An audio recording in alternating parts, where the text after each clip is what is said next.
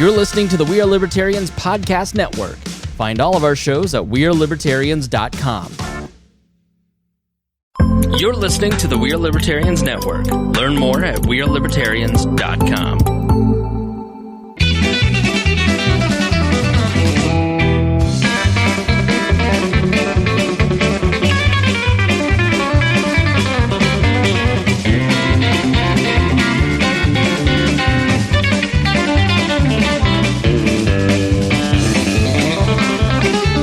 Welcome to the Boss Hog of Liberty podcast. This is episode number 147 of the Central Indiana's favorite podcast. I'm Jeremiah Morrell. Today I'm joined by our co-host, Dakota Davis. Today's episode features the return of our state legislator, Mr. Tom Saunders. Tom, this is the third time that he's been on. He represents District number 54 as a Republican. And we are going to be talking to Tom about all 5 bills that he filed during this current legislative session. We will also be talking to Tom about a firearms bill that was filed in the Senate, Senate Bill 203, that has a lot of similarities to the one that was just being protested in the state of Virginia, and what to see is going to happen with that. So make sure you stick around to the end. This show is about our lives in rural Indiana. We're here to push your boundaries and make you think as individuals. Sometimes we will provoke you, other times we'll make you laugh, but hopefully you'll always learn something new. And one of these days, I'm going to learn that, and I won't have to look it up. About 2 years into having that same script, and I don't have it. And you don't have it memorized either, so I kind of do blame you a little bit. Well, mine's pretty easy. The only part of mine that is written down is today's episode features, and then I wing it. And then it's just whatever you want to say. Yeah. So sometimes I think about it beforehand. Other times I'm like, Tom's coming on. Everyone knows Tom. Yeah. So that's it. This one will be easier. But we have some folks to thank before we get the show rolling here. We have to thank the people who support us on Patreon. Patreon.com/BossHogOfLiberty is where you can support us monthly. That's how we pay for the studio that we're sitting in right now. That's how we keep the heat on, and all of the lights on as well. You can sign up at any level. The levels start at $5 a month, and you get access to a Facebook group, a bonus episode that we record that's about 20 minutes long with our guest every week. You also get access to show notes before the show starts and goes on Facebook. All kinds of really cool things. Yeah. Some of them you'll get a sticker, but we ran out of stickers, so the people who've signed stickers up... Stickers are ordered. Yeah. There was a conversation about that this week. They'll be here in 3 days, and then we can send the people who are owed those to them in the mail. We'll get everybody new stickers again. If you sign up at $50 or more a month, then we promise to give you a shout out at the front of every show. Those folks are Jonathan Phillips, Craig DaCosta, Chris Lamb, and of course, Christy Avery, all the way in Fort Wayne. And then we also have T-Chip stores where you can buy merchandise, tchip.com/BHOL1, 2, or 3. We've got all kinds of ways you can support the show. I'm wearing my BHOL 3 right now. That's right. That is from the collection. This is the long sleeve tee, not the hoodie. You got the hoodie. I have the hoodie. That is the one that has a slogan on the back that says local stories, national interest. You need to read it. National impact. I lost it. It's right over yonder. Local stories, national impact. Yeah. That's the slogan that we use. Man, we really know our show well. We know our introduction. We know our slogan. Imagine how rough we're going to be whenever I go on our paternity leave and we have 4 weeks off. That's going to be rough. And I want to urge him to join and pay you $5 or whatever so you can have the heat on it. That's right. So Tom had to wear a vest. Yeah. we were talking about it. Well, first of all, we need to have you on in the summertime one of these times. Do you have air? I mean, January. Yeah. Okay. We have air conditioning. It's beautiful, but we can literally 2 years ago. I think you and I met at the Statehouse. That was my Facebook memories today. Right. I was over there with the P-Care group 2 years ago today, and yeah, we always connect in January, and that's just bad timing. We can't seem to get the weather quite right. It's not bad outside today. Listen, Tom, we had last winter, we had a $400 electric bill. So that had to be stopped real quick. We decided that it was worth the discomfort. Discomfort. Blankets will work. And Yeah. Just layer up. We just got to start bringing people in. If we bring 40 or 50 people into the live audience, everybody breathing in here, it'll just warm up. Mm-hmm. Yeah, we're making Audrey's sister. She's eating ice cream. Trying to get it up. She's got pregnancy stuff going on over there. Pickles? Pickles with it. You're eating jalapenos, pickles, and ice cream? Just ice cream. Oh, man. All right. So You've got to file 5 bills this cycle. We all got to file 5 bills. Well, I thought because you've been there a minute, you got an extra bill. It's like, no. Yeah, stay 20 years, you get a 6th bill for free. No, I got 3 heard this year. That's kind of a first. No, every House member's allowed 5. There's no limit on the Senate. I checked before I came home. There were 913 bills filed. We're in our 3rd week. It seems like we've been there 2 months. We have just hit the ground running this year. It's a short session. You're supposed to just tick the boxes and get out. You're not supposed to be working. It's an odd year. The speaker, this is his last year, the longest serving speaker in the history of Indiana. And he's decided to step down before the end of session. This is the way I understand it. So sometime before March 1st, Brian will step down. And the new speaker will Todd come Houston along. will become speaker. He's been up there a couple of times running the show when Brian's been off. So how many speakers have you worked with? John Gregg was there. John Gregg was my first. And was Paul Manweiler? No, that was Paul was the minority. Let's see. It's been so this will be your Gregg, 3rd speaker. Pat Bauer. And Brian Bosman, yeah. Well, there you go. They've all been different. So Brian has done a good. When I first got there, if you said the legislature is going to start at 1:00, it'd be 2:15 before we get started. We'd be there till 12:30 at night. Brian's done a good job of trying to steer the body along, and we start pretty close to whatever time he tells us we're starting. What time do you guys usually start?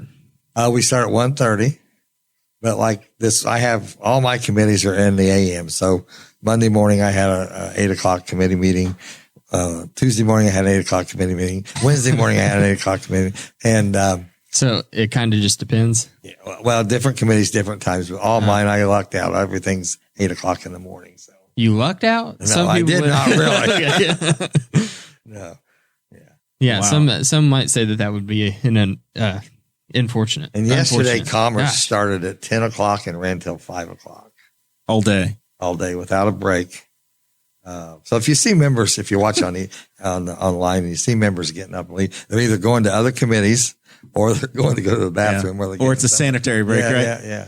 So what you're on Commerce this year? No, I'm not on Commerce. Okay. I'm on. You had a bill in Commerce? No, I was just telling you that as an example. All right. I had roads and transportation yesterday that started at 7:30 and we were finished about 11:45. We heard the defensive driving bill. That was big news yesterday. That's big news. But I'm on local government, roads and transportation, family and social services, and interlocal government cooperation. I've been on that committee for the whole time I've been there, and we had our 4th meeting yesterday. So we're doing a great job. It's a committee that doesn't meet very often. So I think that the last time that you were on, we talked about that committee, and you were kind of tying it back to your days as the trustee, and how your time as the trustee is really lent itself towards your time in the legislature, especially considering that. Yeah, and this year we've done some things with trustees. When I first went there were several of us that had local government experience, and believe it or not, what we do out there does affect local government. But there's not that. I think there's only 3 of us there now, so they don't really care if we do this, it's going to do that to them, and so it's different, but. So for your 4th meeting, but you, like Jeremiah said, you filed 5 bills. There's 1013, 1014, and then something happened, and you went to 1050, 1051, and 1053. Well, it's how they're filed, and if you get them filed, the order they're received. The agenda bills are all the House bills start with 1,000, Senate bills start with 100.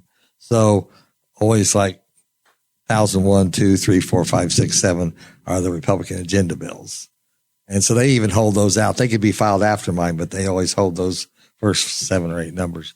Mine were filed early this year. I think that was an advantage because we hit the ground running the first day, and the chairman were looking for bills to hear. Every one of the issues that I filed was something that was brought to my attention by something here in Henry County. And so let's start with the one that I need educated on because I don't know, and I explain this one. This one's kind of in the weeds and probably maintenance, right? It's a bill dealing with property acquired by tax default. So that's Bill 1013. Okay.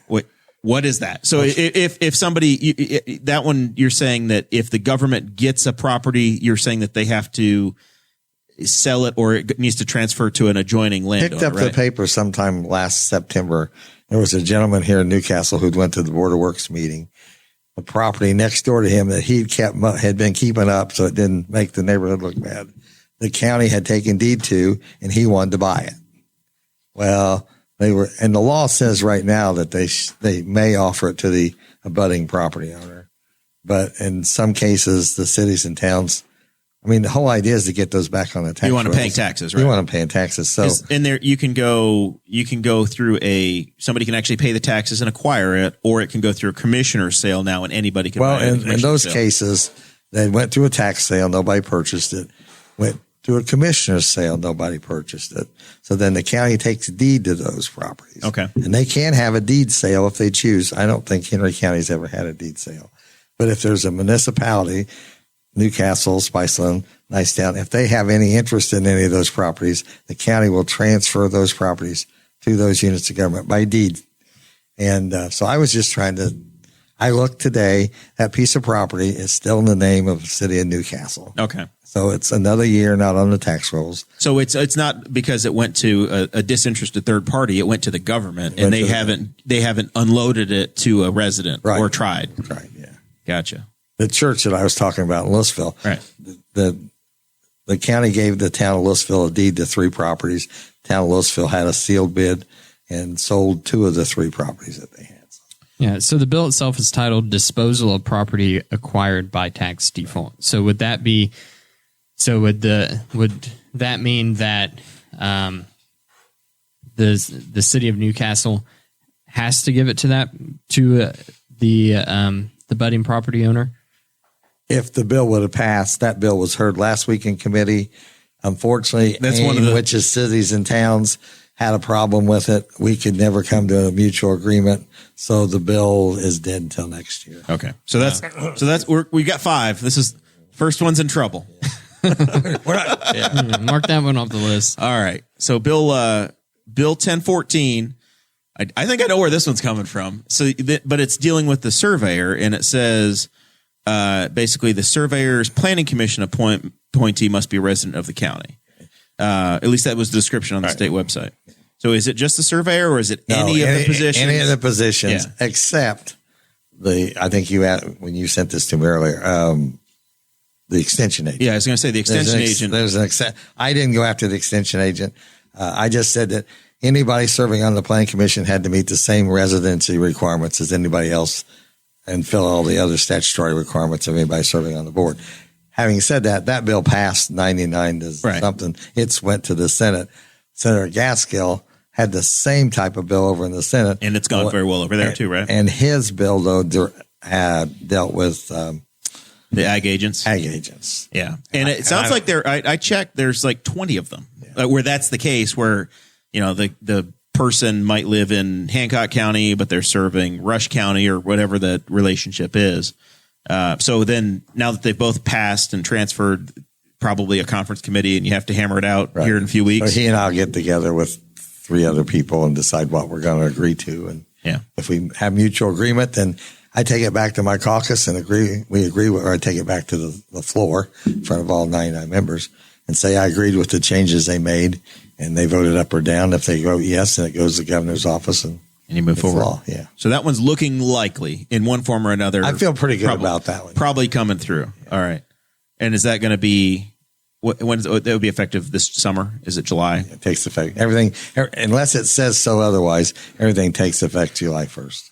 All right. Next one. Next one is House Bill 1050, which seeks to get rid of service charges from insurance companies.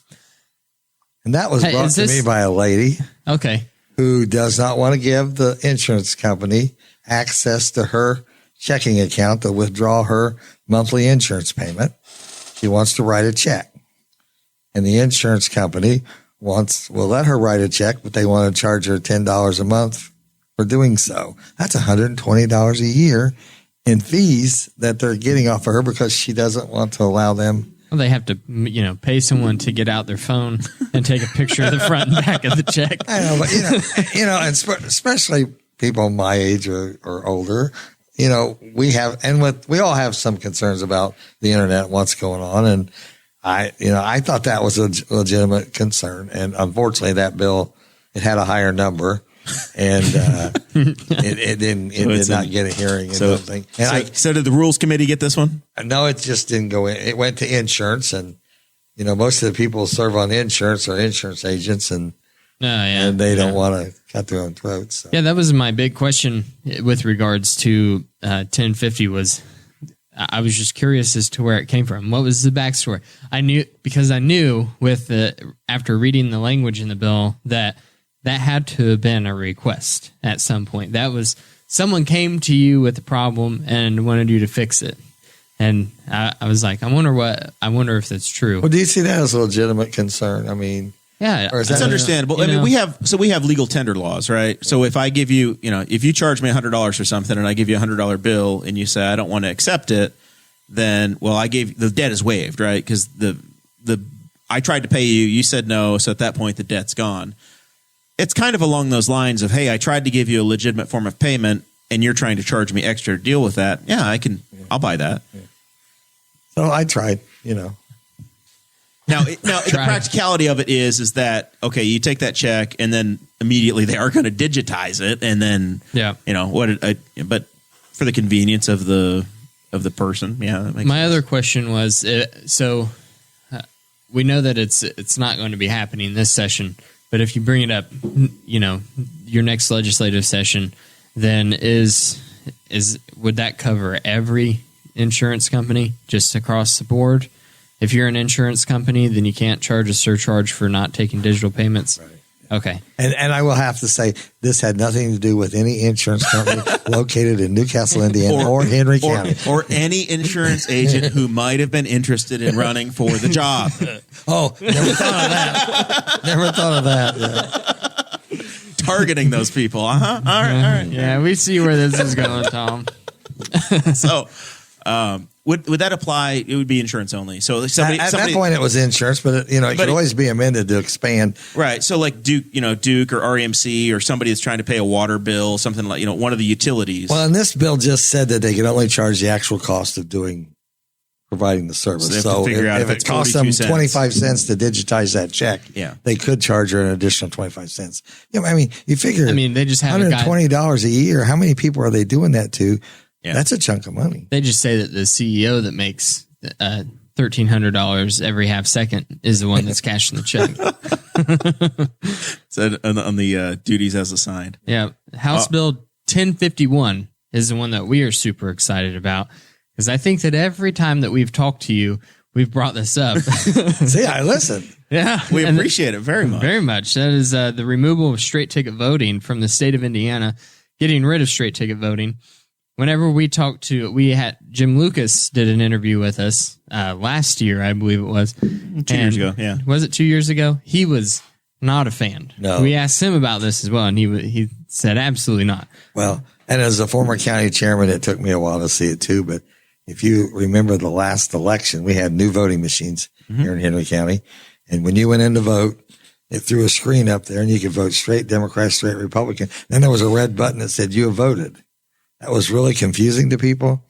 And then also about 5 years ago, we changed the law that for down ballot selections, if you have county council at large, those don't count.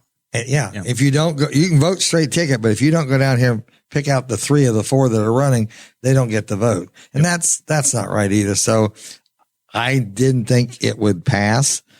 I wanted to have the conversation that we either make the corrections that need to be done, or we're only I was surprised. We're only one of 7 states in the nation that still do straight party voting. Yeah. I think Michigan eliminated it last year. Yeah. But I will tell you, it got a hearing. I was, made the presentation. I had the votes to pass it, out of committee. And then the committee chair got a phone call from the higher ups that said, well, don't take a vote. So, it's out there. It's my understanding that the House Republican state party a couple of years ago came forward with the proposal.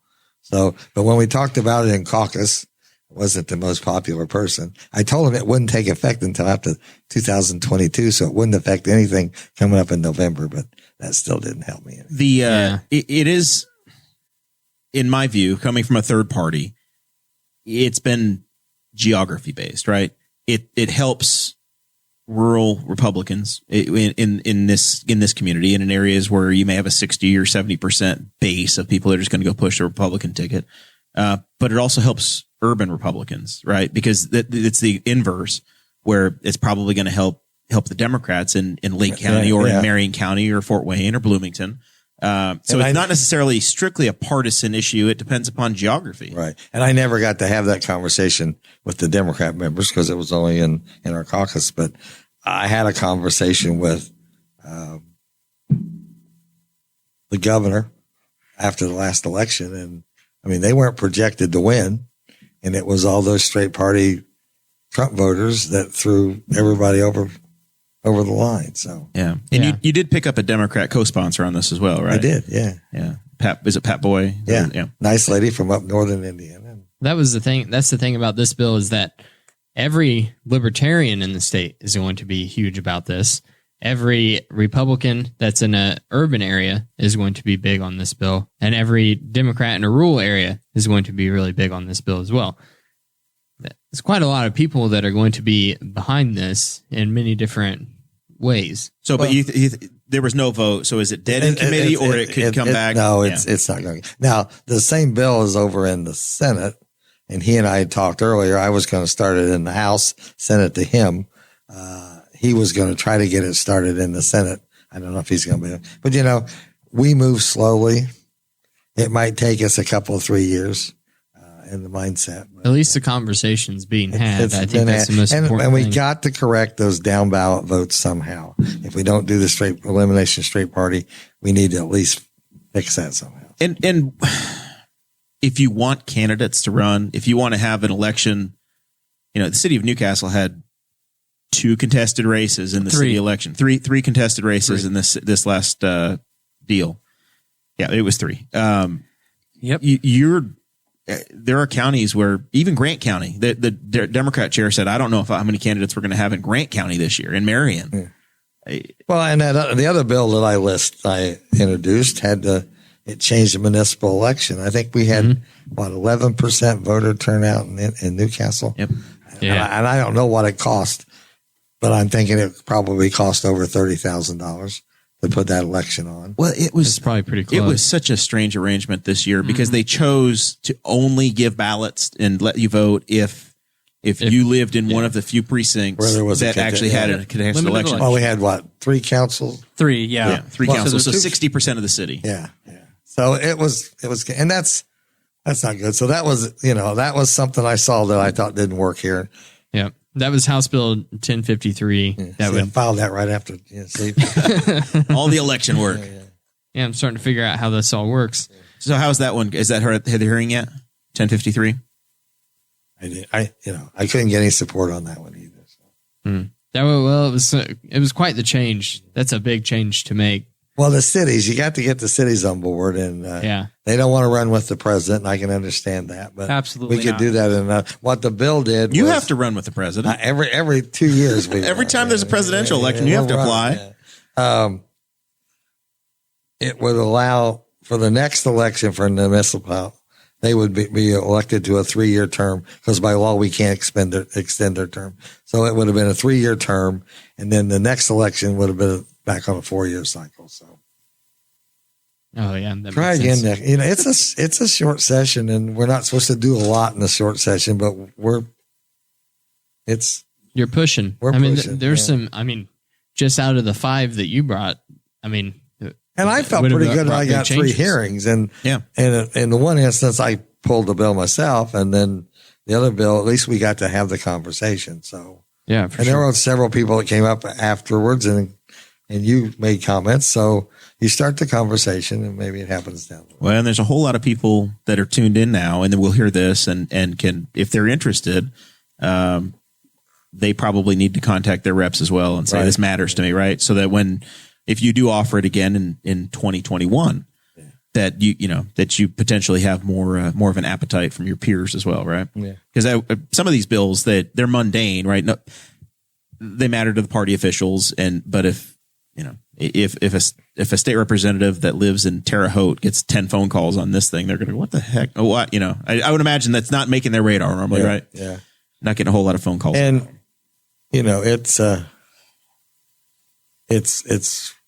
it's what we do. Most people, I don't think I need to go look at the numbers, but there are more and more people that go in there and split their ballot and vote for the person than the party anymore. And I was always proud of the fact that when I first ran for county office, Newcastle and Middletown, highly Democrat cities, but when I finished running in the county, I was winning Newcastle, I was winning Middletown. And that's that, so those people were splitting their tickets to vote for me. And I try to represent the people, not necessarily the parties. Well, and in this digital age of voting, when you go in and you try to not vote straight ticket and then you get an error message on the machine, that is not helpful. So whenever we got the voter data back, as the Libertarian Party chair, I was able to compare the numbers from previous years. Even the Libertarian Party saw quite the spike in the amount of straight ticket ballots that were pulled for us. So it was, there was obviously a ton of confusion that was surrounding that whole voter error message. And it's not only a Henry County problem, but it was statewide. Yeah. It was big. And if you got people who aren't comfortable with computers and they get that error and they think, and if you push that button and then I need help, I'm sorry, you've already voted. You've already cast it, and there's not anything you can do about it. Oh man! All right, so I want to go slightly out of order here from what we have in our notes, because you did mention the highway safety that came through Roads and Transportation yesterday, and I had one listed here talking about constructions of Bill 1286, which I heard about in a highway industry conference on Tuesday. Still alive in the House, dead in the Senate, of possibly installing cameras in construction zones and doing some enforcement that way. It's my understanding, that's not on the committee I serve on, but it's my understanding it's kind of on life support in the House too. Okay. They're trying to figure out how they can resurrect it because it's the governor's initiative. Try to keep your governor happy. I'll tell that story when we get to the next one, but so I wouldn't count it out yet, but I think they'll figure out how to do it somehow. So then what you guys were hearing yesterday was the mobile device bill. So 10 or 12 years ago, there was one that went through that was it was very difficult to enforce. I think it was unconstitutional. The police couldn't enforce it. And this is the governor's initiative. And the first week we were there, the governor called individual members of the Roads and Transportation Committee down to his office. And how you doing? And what do you have on here? And then last Sunday evening, my phone rang and it was the superintendent of the state police. I don't know if I had any questions. And I go, you want this, right? And he goes, yeah. I go, well, and I'll admit, I admitted it yesterday. I'm the worst offender, but it's the wrong thing to do. And we sat there yesterday and there were two people. The governor introduced them in his state. They were back yesterday and testified. Motorcycle riders, man and wife, stopped along the side of the road. Some lady looking at her phone came over 12 inches, took both their left legs off. We had her husband got hit in the crosswalk. Some girl texting. Mayor Cook of Westfield was there. His grandson was killed last summer. A guy driving a truck 78 miles an hour, looking down at his phone, didn't stop. We're all guilty. It's the new drunk driving. Oh, for sure. In my industry, there's a lot of work that's off the side of the road and in power delivery with, not necessarily what I do, but with linemen that I work hand in hand with. And I'm constantly getting emails and alerts from industry-wide safety officers that are saying, people blew through a work zone, trucks in the air, and you got somebody not paying attention that's flying through a work zone, hitting the flaggers and things like that. It's an issue, and it's going to continue to rise as an issue as we get sucked into our phones more and more. So it at least needs to probably be addressed. Well, we're addressing it. You will no longer be allowed if they see you with the phone in your hand while you're driving, they can stop you. You can't be ticketed. So driving at all, even if it has to be hands free, no phone calls, nothing. Hands free. Yeah, totally hands free. You can't dial with it. You can't touch it or use it. And it was already that way for CDL holders. If you were driving a CDL vehicle, either B or A, and you were using your phone without a hands-free headset, then you could be pulled over and ticketed already. This, from my understanding, just extends it to everyone. Right. So if you've got a GPS, that's still okay. If you're an Uber driver, that's okay. It's just you can't have it up here, and you can't be. You know, I drove home today, and you see people. And I do it. I said that yesterday from River. I said I offend, but I need to stop. I would say, and a lot of times, a police officer, if I'm a police officer and I'm looking at someone and they're driving, they've obviously got their eyes on the road. If they're holding their phone on their ear and they're talking, if I'm a police officer, I'm not going to pull that person over. If I see someone that's got it, like they're holding it over here and they're scrolling or taking their eyes off the road for any reason with their phone, I'm going to pull them over then. When the state trooper is typing on his computer, though, And he's going to get you for that right there was what I was going to bring up. At what point do I get to enforce the exact same laws for you operating a computer? This is a citizen's arrest. My name's Chris Guffey, and you're under arrest. I want to charge you. You're too young for Andy Griffin, but Barney Gomer was always making citizens arrest. I'm just saying that's what I want to do. And it does seem it's kind of like ticket me for this is a citizen's ticket. It does remind me of the meme that you see going around of the motorcycle cop who pulls a guy over for not wearing a seatbelt. And it's the same. It's a bit of a slippery slope, but I do understand. I 100% see it in construction zones, especially in work zones and in areas where there's flaggers or it's marked that there will be construction work ahead. I understand it then, but I don't really see it holding your phone up to your ear. What are talking? I guess in the current bill, what are the penalties? Is it like a $25 seatbelt ticket? Or are we talking like $500 and a misdemeanor?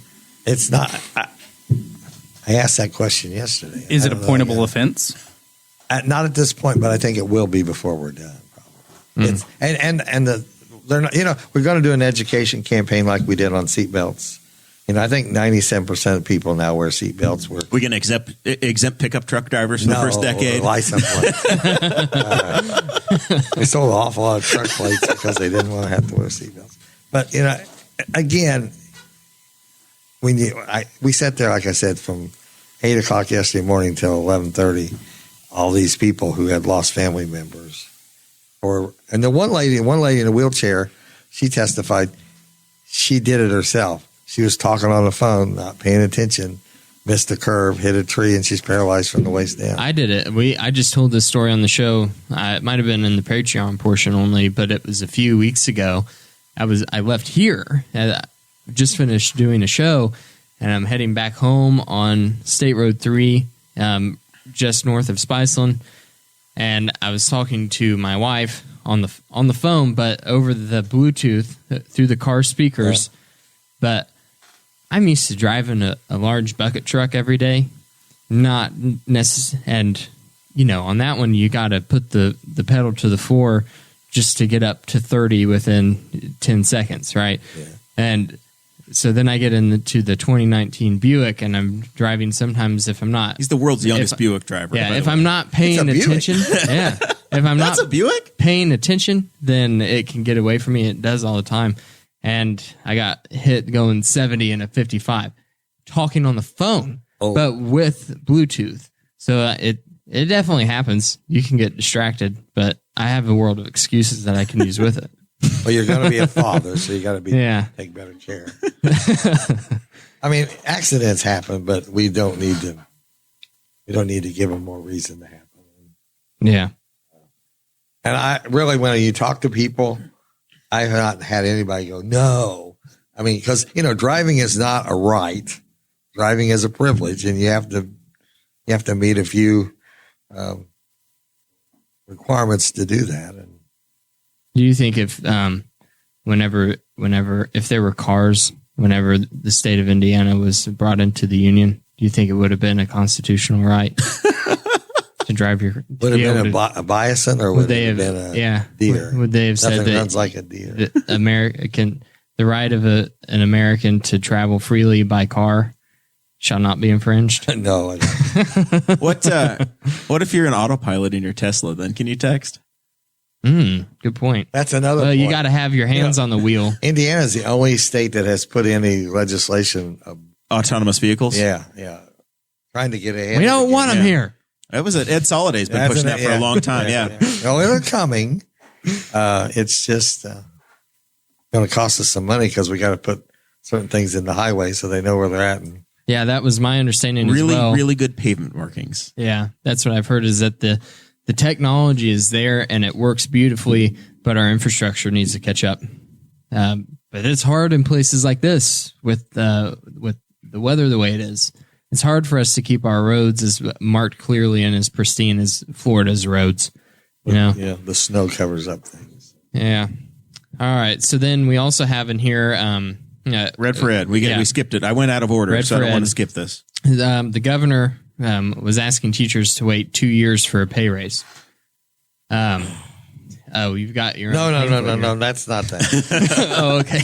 I brought some stuff with me. I thought you had some literature. We sold T-shirts We did. benefiting Newcastle Community Schools over We did. Red for Rob. Rob Kendall was very loud and exciting, and he came on and we printed some T-shirts up, and we debated Rob for a while and had a discussion. And I said these guys have really tapped into something here.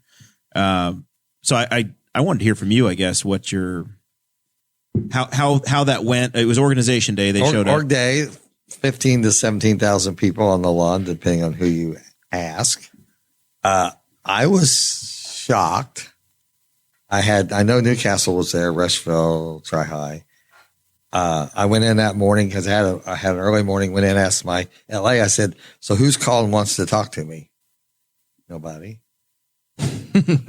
I said, no teacher from my district has called and wanted to talk to me? No. So I went and gave a speech. When I came back at 10 o'clock, I said, so have we had any phone calls yet? No.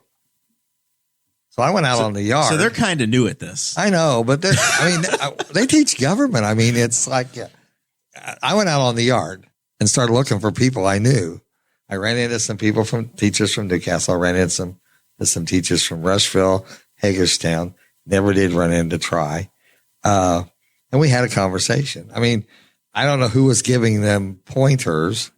And I do know that they had the fire marshal there so that we couldn't be over 5,000 people in the building. But last I heard him count, we had 1,500. And I know it's hard to get in the building. You have to go through security. But, we have a 1-800 telephone line and we have the internet. I wanted to hear what their concerns. I knew what their concerns were. I wanted to be able to meet with them one-on-one, but I wasn't alone. I mean, other members said they didn't hear from their teachers either. Unfortunately, they put a vote up the other day that they'll use against me if I have an opponent, where I vote against the teacher's pay raise because it's not a budget year. And I'll admit the teachers deserve more money. I just don't know how we do it because always before. At the state level. Yeah, at the state level. Because always before that's been a local school board decision and that money's always been generated by property tax dollars locally, which we've created a 2-step education system in Indiana because the Carmels and the Westfields have more money than they know what to do with. Yeah. And the rest of the they state's still ask struggling. for referendums though, right? Yeah. And they will pass there, but they won't pass here. Yeah. Muncie couldn't pass one for their school buses. No. Yeah. No. I think the governor made a proposal for next year, and I think we hold him to that. And so when we had teachers on the program, we had teachers union folks, and we had Alicia was on. Criswell. Criswell. I always want to use her maiden name because this is what's happened to me as I've gotten older. As I remember people with their maiden names. They were asking for decoupling of test scores, which we did. They were asking for be held harmless. Yeah, we did. Those are 2, 3. Right. And then it was the money. right? So those three, and the conversation I had with them at the time, and we'd go back, it's probably episode 132 or so. It was, okay, what if the state just stopped telling you what you have to do, and it's just the school board, and you have this conversation with the school board? All for it. Totally happy about it.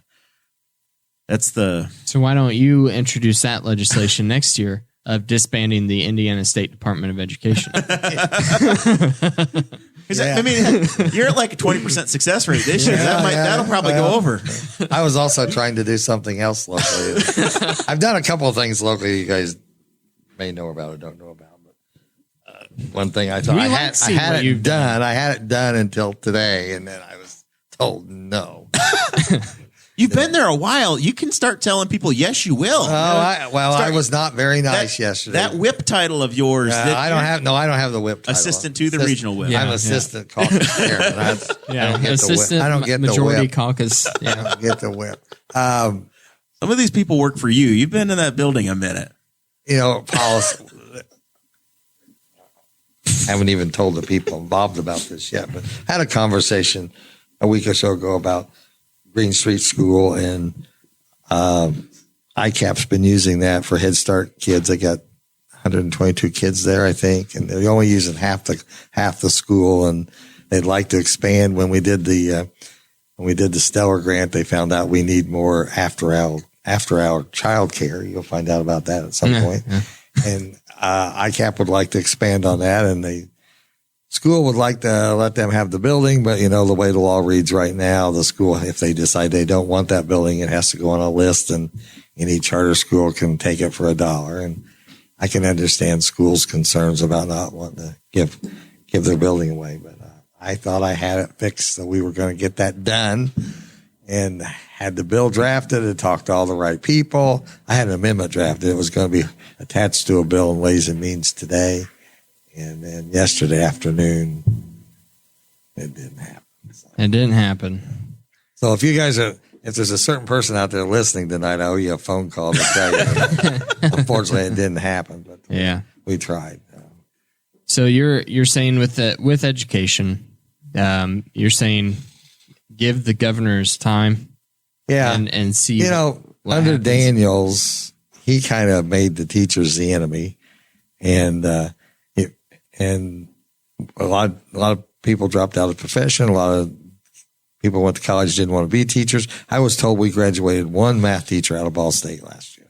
Yep. And so there's going to be a shortage down the road someplace. I honestly think that Governor Holcomb's trying to do the right thing. And if you look around us the last couple of years of the debates and the rallies that have taken place in other states where teachers went on strike and marched on their county, their Capitol buildings. We haven't had that. They were there this year. They were very nice. They were polite. They cleaned up the yard when they left. I wish they'd have called me, but I think next year they'll get the pay. $250 million is what he said in his State of State address. We gave a lot of money. We paid an unfunded teacher's liability payment, which I think was, I'm always terrible with numbers. I think it was $150 million, but each school corporation that allowed them to keep that amount that they were supposed to pay and use it for. We were hoping they would use it for pay raises for the teachers. We didn't force them into it. I don't know why we didn't, but some of them did, some of them didn't. So, we said we'd hold them harmless, which we did. It was not for 1 year, but it's 2 years. We also decoupled their performance from the test scores. And, so we followed through on that promise if they'll bear with us until next budget session. So in light of a lot of them being first timers, the Red for Ed was successful on two of the three big issues. Those are the two easiest ones to solve, right? The next one is money, and it's a reality of you can't just add money to a budget when it's not a budget year. Well, we came in. Unless, of course, we got all the sports gambling money. You guys are betting on a sports game tonight, and I think that's where we got. Listen, Tom, a lot of people in Indiana are betting on this game. Well, that's good. Now. Yeah. I've got at least 10 new addicts. I tell you what, we get all these new bettors. We might have more money to give for pay raises, but well, you know what you could do with all that money? Be polite. I'm going to tell you. Okay. You could let the state fix their issue with the jails, so they don't have to raise my taxes. Yeah. The reason that counties have a jail issue is because state didn't want to build a prison, so we declassified which offenders got to go to the We locals. talk about it every week. Yeah, 5s and 6s are the county's problem now. You pawned it off on us, and then you loaded the gun and you let the council shoot its own citizens. It's amazing. Just remember, I pay the same thing you do. So. I understand. Everybody's paycheck got smaller in January. Yeah, very true. But where were we? Oh, Well, we're going let's- to gracefully transition into the That's right. topic that's been all over the news last week. That's right. This is Lobby Day in Virginia. They couldn't call it a protest. It was Lobby Day in Virginia, similar to our org day with the teachers showing up. 22,000 people were in Richmond, Virginia. Jim Lucas was one of them. One of our 100 state reps, friend of the show, been on. They went previous on- candidate, they went- previous guest. This past Monday to protest some recent gun legislation that was passed by the newly elected Democrat government, being signed by the Democrat governor. There was a proposed assault weapons ban. There was a 10-round magazine limit. These are all things that we've been hearing were common sense gun laws, right? Wait, go ahead. I was just going to point out that 22,000 people is a lot of people. 6,000. The governor said that this was going to be no weapons allowed of any kind, On Capitol including grounds, helmets. right? Yeah, on Capitol grounds, you had to go through police checkpoints, and you had to be confined within a fenced-in area. Only 6,000 of the 22,000 people went through the police checkpoints, and the rest were outside where they were still legally allowed to open carry rifles and other firearms. So, that was kind of a bust, and it also created a lot of chaos surrounding the state capitol there in Richmond. People who were trying to get in, maybe there were long lines, people who might not have heard that there were like helmet bans along with the weapons bans that were trying to figure out what to do with their helmets, and they needed to go back. It was complete and utter chaos by him trying to control this. But of the people who did bring firearms and were outside of that fenced area, nothing happened. Which we could be Right. thankful for. It Yeah. only takes one bad apple. Right. It's and, true. And That's and I don't know the governor. I'm not here to defend him, but they had a bad situation out there last year. It was in Charlottesville. But It was in his state, It's right? in his state. I mean, Yeah. I could see where he might be a little, no pun intended, gun shy of what the situation might arise. And, Jeremiah and I were having this conversation before, when Barack Obama was elected president, everybody went out and bought their guns because they're going to take your weapons away. No, nobody's going to take your weapons away. Not even Greg Taylor. And you said Senate Bill 230. Is that his? 203. 203. Yeah. Is he the Yeah, author? that's Greg Okay. Taylor was the author. And I don't of think that bill's got a hearing over in the Senate and won't get a hearing. that was he banned not just bump stocks, but any device that increases the rate of fire. So he was pretty vague with that. There are language ways as well. in the General Assembly to get a headline, and there are ways to actually get something accomplished. Yeah. You could theoretically file a bill to ask for the licensure of media identical What's to the happened way a lot, yeah. identical Yeah. to the way of the way that guns get regulated. Which right? that was happened last Which year by was one of your former guests. the idea was floated, Yeah. and But that got a lot of it makes headlines. good and the headlines. same thing is happening here with this Bill 203, where massive headlines again, but as far as actually getting through both chambers and getting put into law, pretty much dead on arrival. One thing right? that I thought was interesting with this 203 with they wanted that also what 203 does was it bans devices that increase the rate of fire, limits the magazines to 10 rounds, and you must be over the age of 21 to purchase a rifle. Right now you have to be 21 to buy a handgun, but 18 to buy a rifle. What's interesting about this bill? Slow down, Dakota. Slow down. I'm going to say we just raised the smoking age to 21 the other day. Yeah. too, so. Yeah. We can't decide what personhood is anymore. You know what? You can buy an AR. You can buy a Beretta 50 caliber sniper rifle.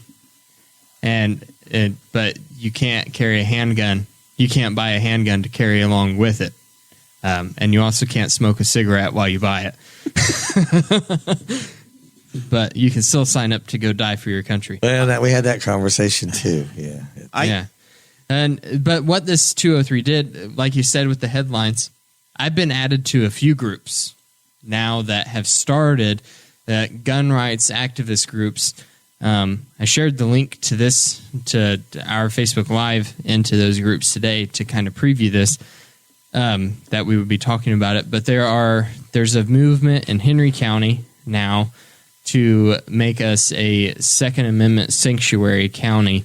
That's it's been brought up to, I know, at least one commissioner to try to make, if you guys in the Statehouse did pass something like Senate Bill 203, then the sheriff, we know that our sheriff would not enforce the law here. That's where that's going.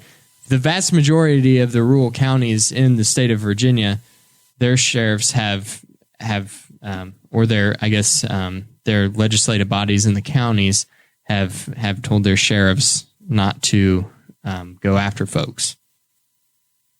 I mean, do you have any thoughts on this 203 other than just it's never? I don't think it's going to happen.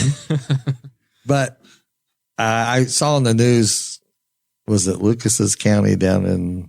Yeah. One of the counties down in Seymour. So it's Jackson County. But you got to. And then Clark County did the exact opposite. A sheriff takes an oath to uphold the Constitution and the laws of the state of Indiana. So, we go from one extreme to the other. Yeah. So do we remove the sheriff because he does this? Well, now the coroner's got extra work to do. Yeah, he's the only one that can take Which part of his oath does he honor more? Does he honor his oath to uphold the Constitution more? Or does he honor his oath to uphold the laws of the state of Indiana more? We aren't going to take away your weapons. I think that. I read these mailers all the time trying to raise money. And that's a good idea. And they say that they're going to take your guns away. So send me $100. And then send $100. It's like some of these ministers on television. One of the questions I ask on my survey, and those of you that got it and returned it, thank you very much. But I don't think I got it. And I don't pick these questions out. They're just you pull them out of a bank. There's a list. Would you support mandatory background checks for the purchase of any firearm, including private sales? 69.32% of the people said yes. 26.21 said no, and 4.47 are undecided. So almost 70% of the respondents in your district said that they'd be in favor of background checks. That doesn't say they're taking your gun away, but unfortunately in this day and age, we closed down all the mental hospitals in the state. Those people are back out on the street. They're in our county jails. They're in our hospitals. But do you want anybody to be able to walk in and buy a gun without some kind of? Yes, I do. Okay. Also, and that's your right. I think that I should be able to mount anti-aircraft guns on the roof of my house if I want to. So who's coming after you? Who's coming after you? Nobody. I just think that I should be able to if I want to. That's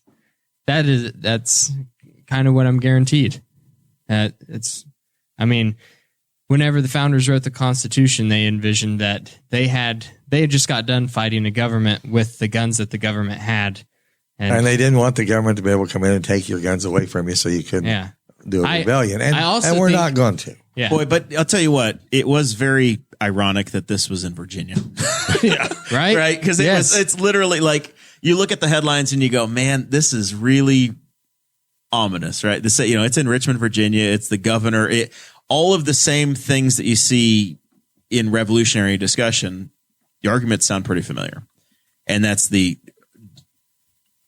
obviously nobody wants violence. Nobody advocates for violence, but the citizenry is assured that right to be armed. So then people take that fiercely, and that's the concern. We'll see. I don't think that any of this is. I think once again it's all theater and it's people raising money. But the fact that it was in Virginia made me go, man, that's just theater, right? The theater is all I can say. It's the most. I don't know if in Virginia symbiotic. If this had And happened, you said he was irony. You said he was a newly elected governor. He's not newly elected. He's been there for a while because he was in trouble last year because of the blackface. if this blackface. Yeah. If this had happened in Arkansas, I don't think it would be as big of a deal as if it's Virginia. I guess that's what I'm trying to say. I don't think it would catch the headlines as much as where the colonial conflicts started. They've got pretty much the same issue in California, but I think that with California, with the same style of laws, it was kind of like, it's California. But we expect it there. The district I represent, they like their guns, they like their babies, and it just ain't gonna happen. I don't believe. I say not why I'm there. Pry it from my cold dead hands, Tom. I don't want to do that. You're gonna be a dad. I'm gonna start flying a country flag. We talk about it's a great fundraising opportunity. When I first went to the legislature, I introduced some legislation about exempt property, and I ran it by a minister, and he agreed with me. So I introduced the bill. And he brings 4,000 people to the Statehouse for a rally that they're after your church. Tom Saunders wants to tax your church. And I go downstairs. Is this a guy that used to run for governor? You're in the right pew. He used it to raise money. I had, the camels got their nose under the tent. They're coming after your church. It's never the intention, but it probably bought a nice Rolex or a Cadillac for somebody. You probably didn't get very many check marks in his voter guide for a while either. No, I don't even return his survey anymore. But, I went downstairs because I don't want to tax the church. I don't want to tax your sanctuary.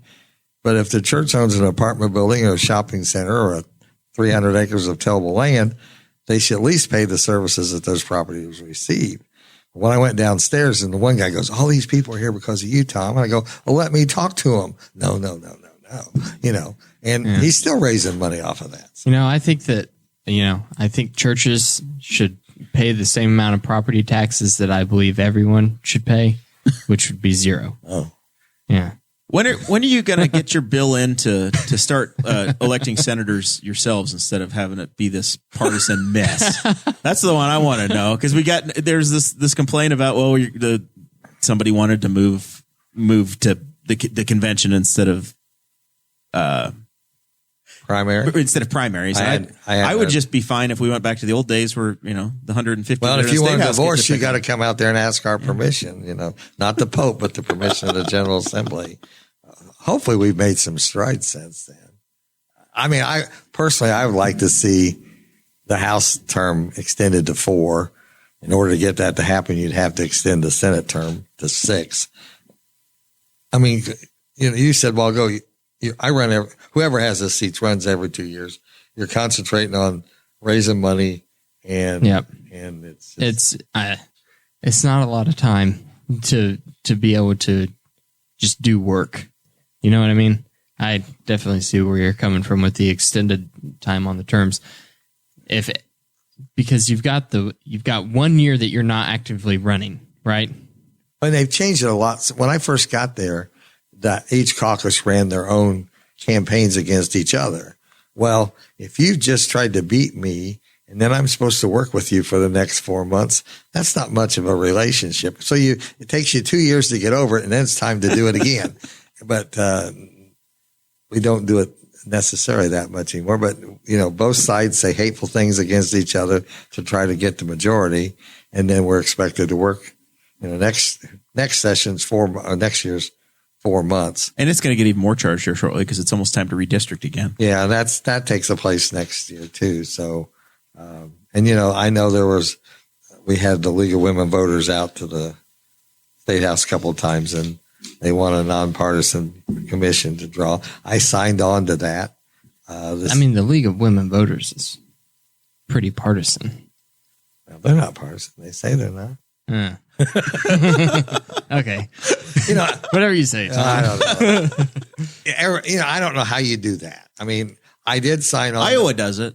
Iowa has it, but done by a third party. I did sign on to the pledge that there should be public comment made, which I agree with that. I mean, I've been there for 3 maps, I guess. We don't have any say. There's the party in power hires some people over here that look at the numbers, and they come back and they draw a map. They did ask me, if you remember, before this map, Newcastle was drawn in with Richmond as a district. And they said, what do you want? And I said, well, I think you need to make Henry County whole again.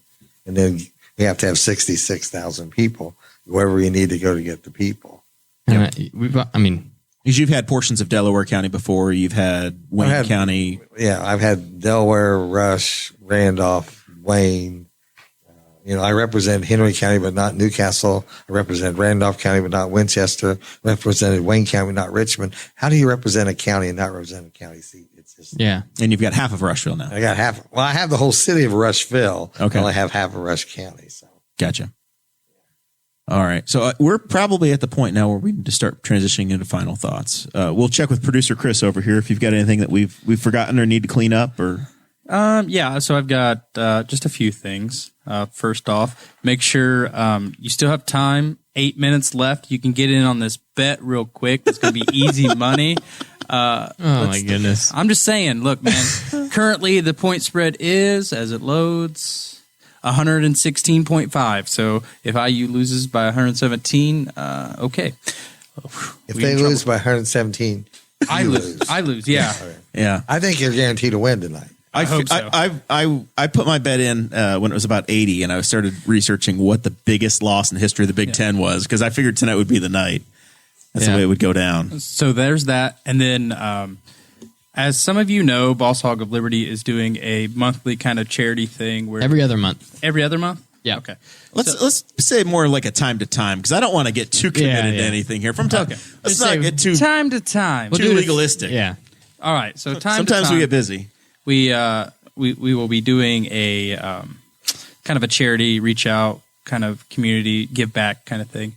And I was approached by my neighbor. She will be doing the polar plunge for Special Olympics. I would absolutely love for all That's of us done to, traditionally in June, right? No, it's due in February 22nd. Yeah. So it's going to be cold. I'll be out of country. If you guys want to make some donations, just send them to the podcast or reach out to me in my DMs and we'll arrange something. We'll try to get as much money together as we can. You're going to give your winnings? All of Guffey's winnings are getting sent in. Whoa. No, wow. I'll tell you what. So very generous. I'll tell you what. I will match the first $100. All right. You don't have to report that on your taxes if you donate. That's a charitable contribution at that point. Now your taxes went down. I will match the first $100 that gets donated to this event. And then I think the other thing that I have is Jeremiah's in-laws, the Potters, have officially adopted me and love me more than they do Jeremiah. Yeah, it does seem to be the case. You have like 3 meals a week over there now. It's true. It's true. And I always stay until about 11 o'clock because we're watching sports, and it's great. I'm glad it's going well for you. That's all I've got. All right. Tom, is there anything we need to clean up or we've forgotten or you want to plug? No, I just thank you all for the invitation. And absolutely. As always, it's been an honor to be here. And it's an honor that the voters of this district have given me the right to represent them in Indianapolis. And I appreciate it. I can take that very seriously. Oh, we're glad to have you with us every year now. It's become an annual tradition. 3 in a row now, Mr. Davis. I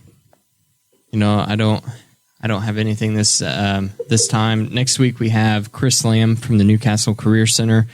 He's going to be joining us in studio. He's going to be in the hot seat next week, talking about what the Career Center does in the state of Indiana. And we have a $100 check to give him from the Red for Rob fundraiser.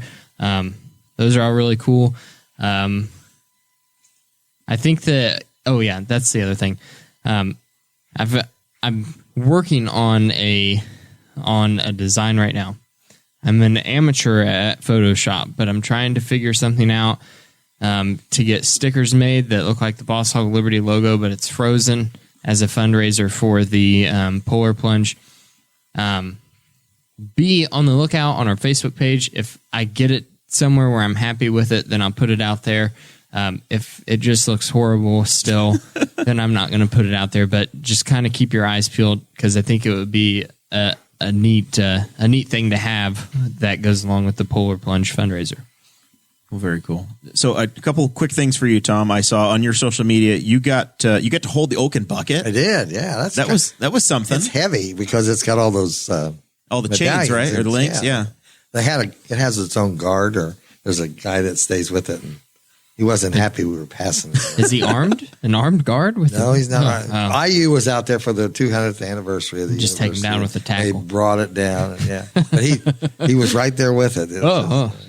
Very cool. That's really neat. And then at the State of the State, I saw that one of my my sports heroes, Roger Penske, was in as well. Obviously, he bought the Indianapolis Motor Speedway. So did you get a little FaceTime with the captain too? I didn't. He's been there twice. We hold the mortgage on the 500. That was there's some tax money involved in it nowadays. Yeah, about 5 years ago, the George family came to the state and wanted to put lights up. They wanted to put a TIF in, right? Yeah. So I think $40 million, I think is what it was. But that also allowed us to, in order to get the votes, they had to create a rural motorsports fund, which helped fund other racetracks across the state. Our local racetrack here has been a beneficiary of that fund a couple of times. $40 million is a lot of teacher pay. $250 million next year. All right. Well, very good. As long as they let people bring their coolers in, I think folks are going to be happy with the Speedway. That's the important part.